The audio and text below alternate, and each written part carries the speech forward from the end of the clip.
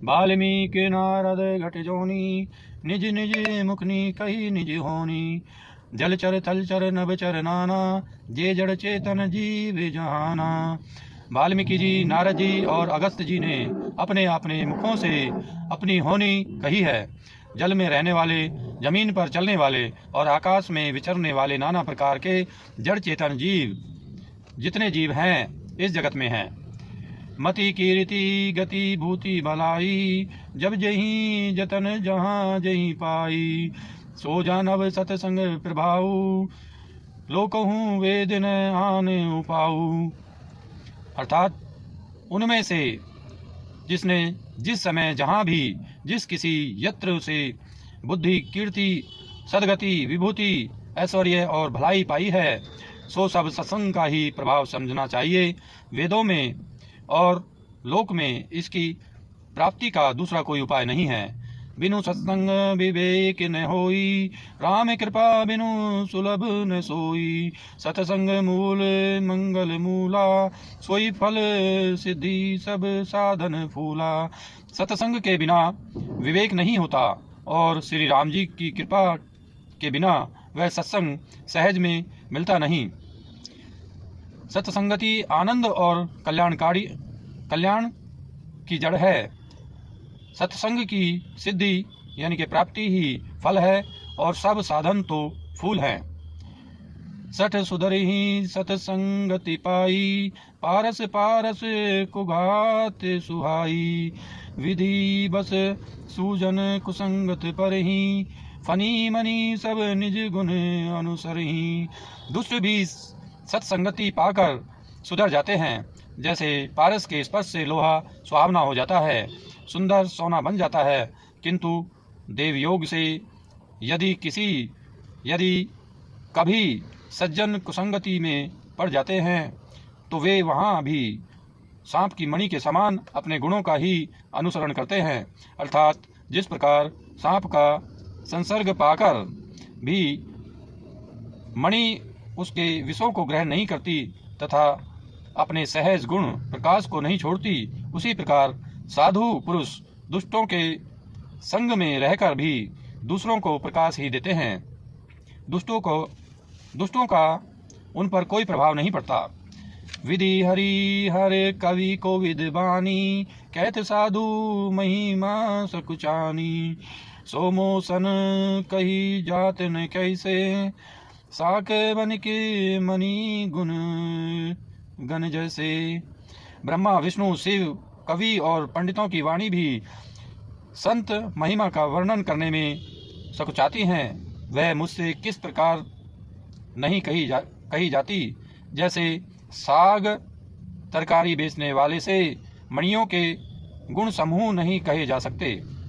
बंधु संत समान चित हित, अनहित नहीं कोई।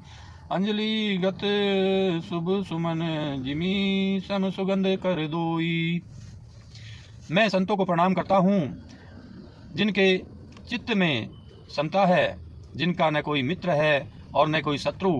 जैसे अंजलि में रखे हुए सुंदर फूल, जिस हाथ ने फूलों को तोड़ा और जिसने उनको रखा, उन दोनों ही हाथों को समान रूप से सुगंधित करते हैं। वैसे ही संत शत्रु और मित्र दोनों का ही समान रूप से कल्याण करते हैं।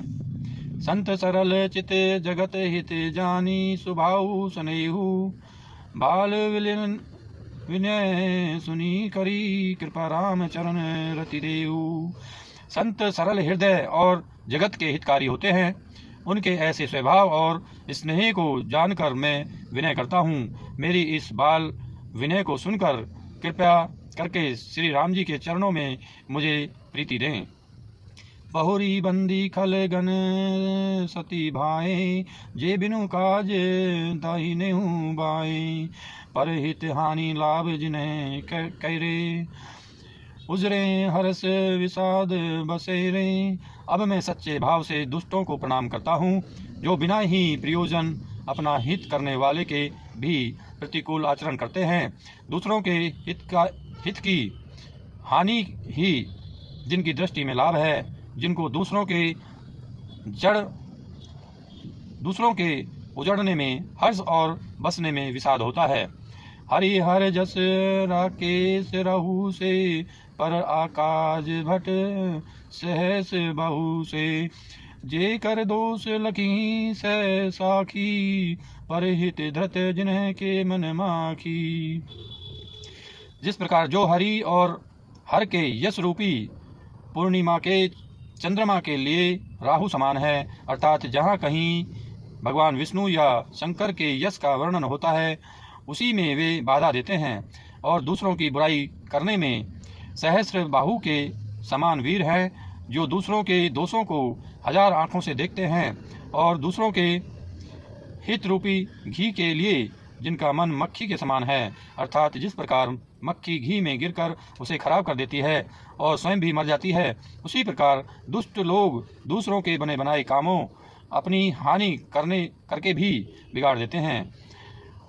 तेज कृशानुरोष अहि शेषा, अध अवगण धन धनी गणेशा। उदय केत समहित सबही के, कुंभकर्ण सम सोबतनी के।